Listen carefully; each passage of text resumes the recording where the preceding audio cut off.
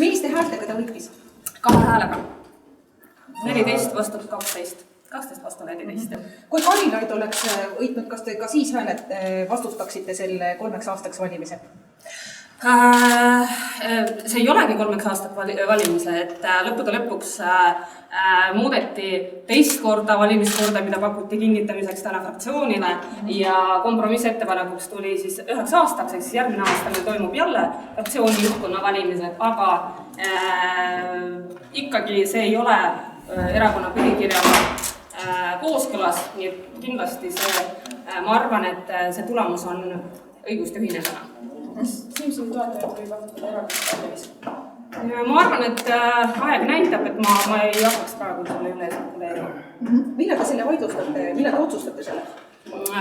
Me vaidlustame seda, et ei ole võimalik uue valimiskorra järgi teostama valimisi, juhul kui erakonna juhatus ei ole seda valimiskorra kinnitanud. Meil oli see valimiskord kinnitatud 2004. aastal, ehk siis juhatuse poolt, ehk siis see ei ole muudetud siiamaani ja järsku enne valimisi, juhtkonna valimisi tuleb uus valimiskord, mida pakutakse fraktsioonile ja jällegi pannakse hääletusele ja samamoodi 2 häälega lihtsalt sõidetakse teise fraktsiooni üle, nii et ühe poole. Oota, aga praegu oli siis nõnda, et nüüd varem oli kogu aeg, et 9 aastaks, aga nüüd siis oli 3 aastaks, jah? Ei, ikka jäi 9 aastaks. Aga milles see korra muutus siis seisnes?